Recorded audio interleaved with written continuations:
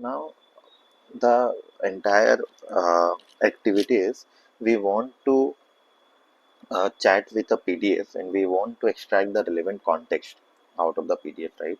So for that, what we will do is we need to load the PDF, and for that we need PyPDF. So once you install PyPDF, you need to have uh, a loader which will be basically loading the uh, uh, uh, PDF file. And the best part here is we already have in LangChain a support for PyPDF loader. So you don't have to worry about all the other activities. You just need to import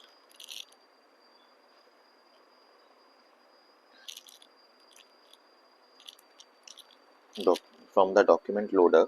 You need to import PyPDF loader. So once you do that, you have your PyPDF loader imported. Then what you can do is you can directly pass in your uh, PDF file location, which you can either when you are running in your local system, you can give the path, or if you are in Collab, you can directly upload the PDF file here, and then you can pass the path to it. So in PyPDF loader, for example, I have a PDF called paper.pdf. I will be giving the path, and I will be assigning it to a variable loader.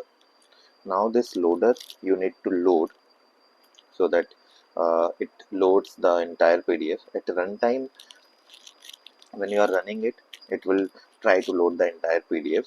Once you have this loaded, because don't have the paper.pdf here, it is saying that there is no valid file, right? So what I will do is I will quickly upload the paper.pdf.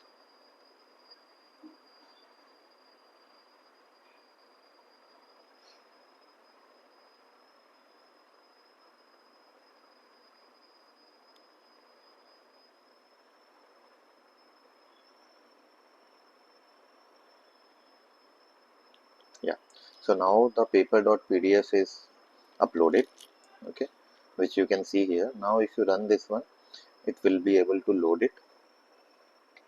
Once you are able to load it, you can do a print to see what is the length of the docs.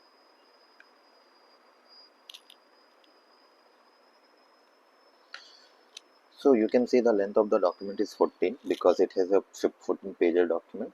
So how it works is it will create a list of all the pages, and each pages will be assigned a ID. Okay, now we loaded the PDF. We already have our LLM model in place. Now what we need to do is we want to see we want to split the text in this particular PDF, right? So for that, there is a tool in LangChain. There is a library in LangChain which is LangChain text splitter, and you can import recursive characters text splitter, which will be able to tokenize your content inside the PDF, right? So why we need this? We need to split our document into smaller chunks using any kind of text splitter. For this one, we are trying to use recursive character text splitter. This ensures that whatever search engine retrieves the answers, it retrieves it precisely, right? It breaks a large document to smaller readable chunks, and each chunk can overlap with the next so that the context is preserved. So this is how it works. And why we actually want to use this, right? So models have a limit on how much text they can process at once. So this ensures that the input stays within the limit. Now, once we have the text splitter defined, what we actually want to do with that is we want to split the context, or we want to split the content that we have, right? So how to do that?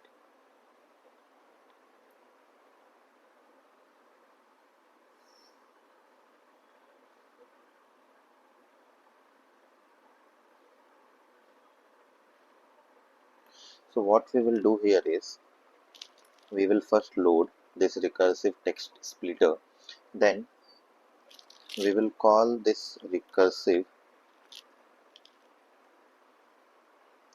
character text splitter with chunk size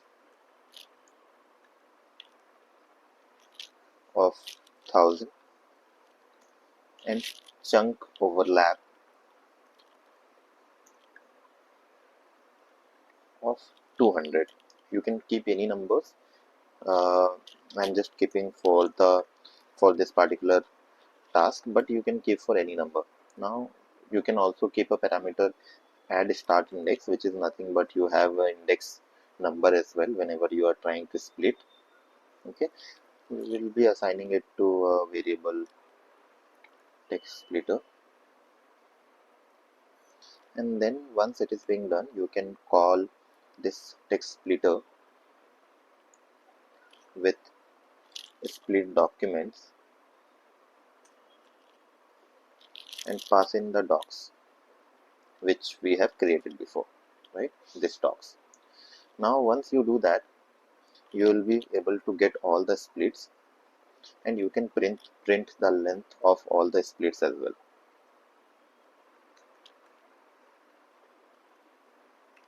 So if you print the length, you will be able to see 49, which is like the chunk size of 100.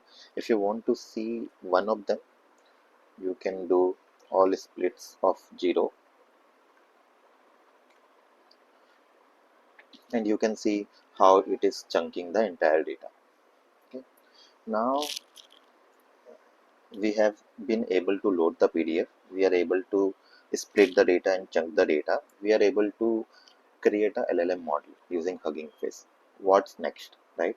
So we want to chat with the PDF. We want to find the relevant context from the PDF, right? So for chatting with the PDF to find the relevant context, you need to keep it in a vector DB.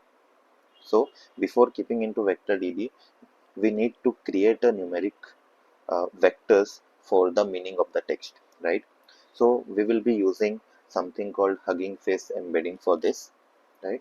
So how we will do it, from LangChain dot Hugging Face, you can import Hugging Face embeddings, right? Now this Hugging Face embeddings, what it does is it convert the text into a set of numbers that represents the meaning of the text. These numbers are embeddings and what the computer uses to compare and search for the similarity. To make the text searches and comparable in a meaningful way beyond the simple keywords, right? So now once we have the Hugging Face embeddings, we will just provide it the model name. So you can provide like something from tense sentence transformers.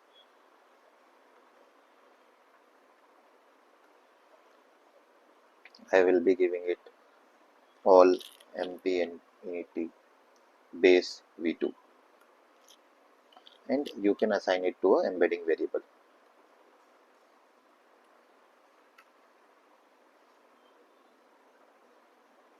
So now if you see, it will download some of the models, and you can see what all things it has downloaded. It will download the model for 38 MB is the size of the model. Okay, so once it is able to do it, what we need actually a vector DB, right? So there are many different vector DBs which you can use. You can use OpenSearch, you can use Chroma, or you can use any other vector DB. What it actually does is whatever text you have, it stores as a vector, right? Now you can actually in LangChain you can also have a in-memory vector store, which is a temporary storage for document chunks, which is saved as a numerical representation. So you can think of it a memory bank where the documents are stored in a format that computer can understand and compare, right? Now once you have this in-memory vector store, you can load it and you can pass the embeddings as a parameter, and then you can define it as vector store. Then what you need to do is you need to add the documents in this vector store, because we want to keep all the documents here. So you can directly call this add documents function on this with all your splits, whatever splits we have created. And finally the results you can uh, uh, uh, results, and you can run this. It is not able to find the embedding, so let's see what name we have given. We have given embedding, so let's give the same name. So once you do that, you if you want to see the results of any search that you want to do with the PDF, then how you can do that is you can do vector store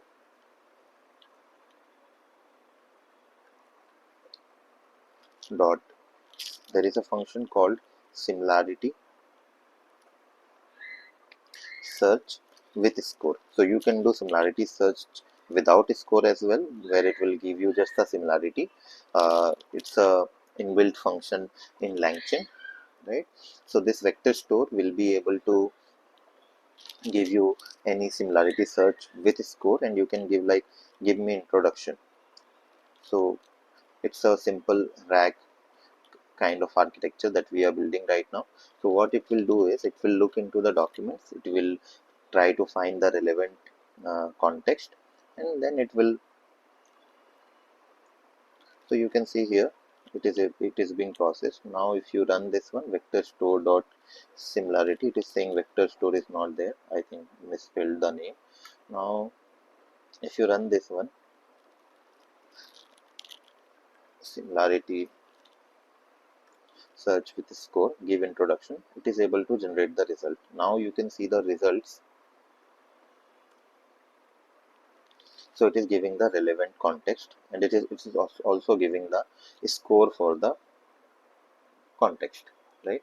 So this way, if you see, what we are able to do in total is we have created a fully functional semantic search engine using LangChain, and we are able to give any text. It will be able to find the relevant context from the vector DB, and it is able to give you the output with similarity score.